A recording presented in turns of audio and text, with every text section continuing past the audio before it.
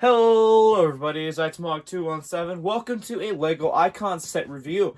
Taking a look at set number 10278, The Police Station. This is a modular set that released in 2021 on January 1st, contains 2,923 pieces, and contains 5 minifigures, and is of course a part of the LEGO Modular Buildings collection.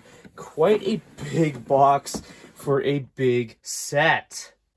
So here is the police station all built up. This looks like a beautiful LEGO set, if I say so myself. I'm just going to give you guys an overall look around at the whole building all built up, but we are going to take a closer look at the interior. But I just want to take a look at the overall look of this fully assembled, so that way you can appreciate the height as well as the detail in this build. You do have a nice back so that you can access the apartment as well as the roof access. You do have a little crack here, but that's more important towards the interior, which I'll point out why. You do have access to the police station via the back here, and you can tell you can have a little prison bar here for the prisoner to look out into the world. There are some Technic pins on either side if you want to connect this to other modular buildings, so that's pretty cool. You do have a printed tile that says Soap Suds cleans it all as an advertisement. Pretty cool stuff. You can lift this up, but that's more or less for when you're taking this apart to look at the interior. At the front here, you can see I've displayed the minifigures, all included in this set. You have the donut shop worker, the civilian, and 2 of the cops, and then peeking inside I do have the other minifigure as well, just at the front there. Anyway, you do have a newspaper stand, but we'll have a closer look at that. Just overall, really cool look overall. Anyway, let's have a disassemble this and have a look at the first floor. Alright, so disassembling the build a little bit so that we can have a better look at the interior. Again, going over the front again, you do have some tree pieces using up the Mario gear pieces, which I think is really cool. And then for the newspaper stand, you do have 3 printed tiles, 2 of which are the exact same, as well as one that says Donut Thief Still Hungry. So there's a donut thief on the loose, guys. Anyway, you do have access to here. You just got to pop off the top, and you'll be able to see the interior, which has a fun little Easter egg of some donuts hidden inside, as you guys can see. Nothing really else in there, but there is enough room to fit a singular minifigure. But yeah, not really much else to look at this, so let's have a closer look at the interior. Alright, so again, you have a little area for the prisoner to sit in here. You can see that there is a brick-built toilet as well as a bed. Now, this actually does have a play feature with the prison. So if you lift up this piece right here, it will remove the cell door and also lift up the cell bed. And you can see that there is a spoon as well as a tunnel, which leads to what can only be presumably be an escape route being formed out of the prison, which I think is a great, amazing attention to detail, if I say so myself. Like, this looks just so cool, and the way that this is done is just really cool as well. Anyway, again, it can just easily be put back in there if you want, but it's just a cool little detail. You could probably fit a minifigure in there if you wanted to, but still, that's cool attention to detail for a modular building. Anyway, you do have some more details inside, like you have some tiles there, jumpers, I guess, to fit some minifigures. You do have a water cooler of sorts, as well as a front desk. On the other side here, showing off what the prison looks like from the other side, you do have a clock, as well as a thing to hold radio, and I guess one of the other radios must have been taken. Anyway, again, another thing I forgot to mention, remember that backdoor access. You do see then how that leads up inside, so cool stuff. And there is a stairway leading up to the other floors, but we'll have a look at that when we have a look at the other floors. Moving over to the donut shop, which again has some nice detailing to it. It does have a cash checkout as well as a cookie rack and all that stuff, so that's pretty cool. And yeah, I don't know, not really much else more to comment on this. There is just enough room to fit a minifigure right here. There is also a coffee pot sticking out right there, and it's a fun, unique little build, but I'll show it off because you do get another one with the coffee shop, or I guess the donut shop owner. So yeah, amazing build techniques. Anyway, not much else to say about this first floor, or the base floor. Let's have a look at the second floor. All right, here's what it looks like with the second floor attached. And again, another look around on how this looks and how everything connects for you guys. Let's have a look at the second floor, which is the apartment and I guess the second floor of the police station. So yeah, taking a closer look at the second floor, you can see that there is the apartment build, which does have a record player on it, as well as a bed. There's a nice little carpet with some utilities like, you know, a sink, a stove, and just a countertop. So, and a nice look out onto the city from the windows right there.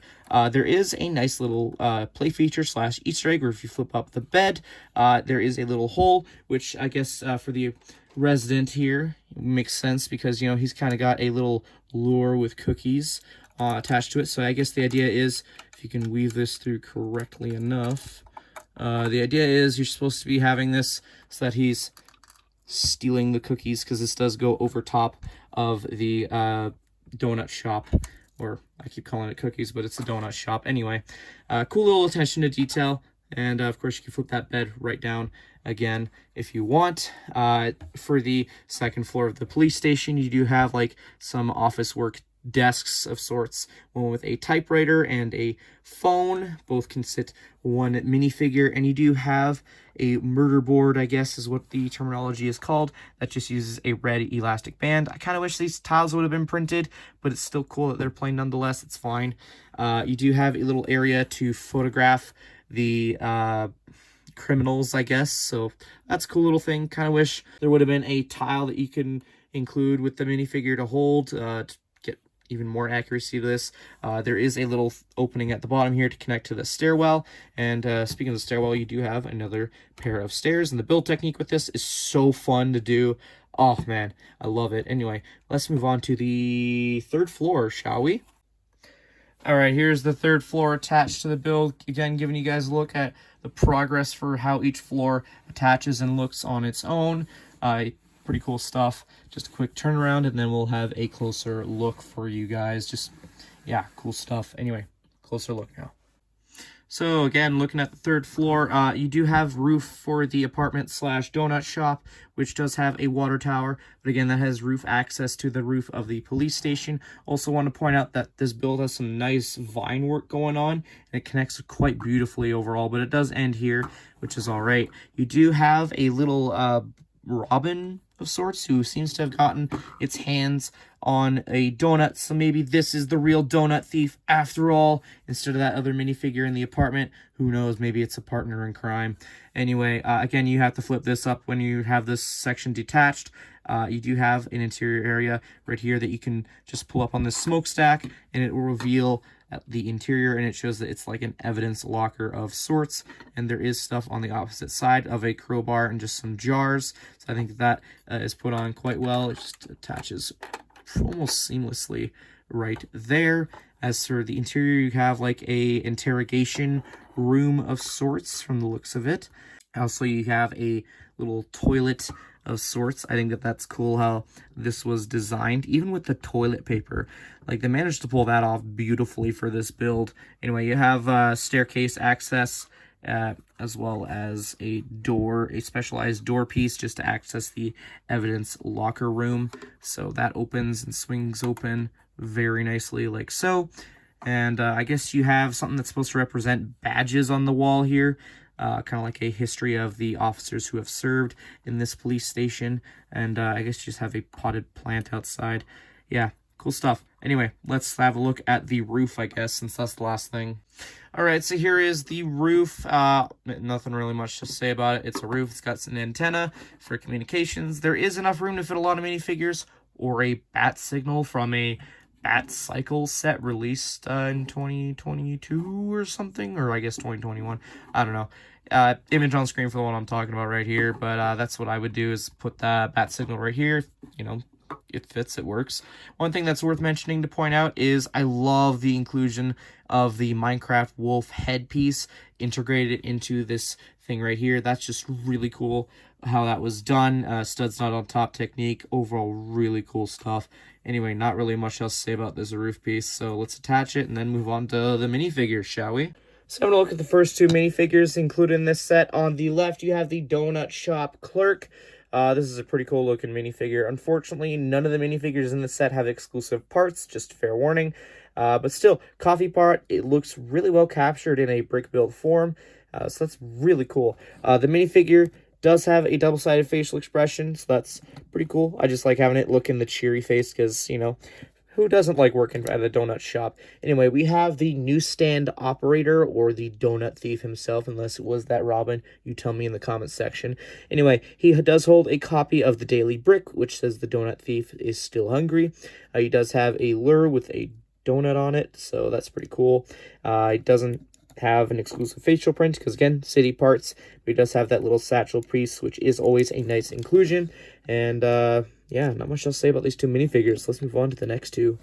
So for the next two minifigures, you have on the left here just a 1940s era inspired police officer with a smirk, and then an police officer with a mustache, also 1940s era inspired. You know, it makes sense to include some police officers in a police station. You know, same thing could be applied to a Lego store having employee minifigures. Anyway, these minifigures, again, not exclusive parts, just exclusive combinations. You have a walkie-talkie as well as a handcuffs for accessories for these two minifigures. The hat piece, which has a printed badge on it, is fairly similar to the CMF Series 1.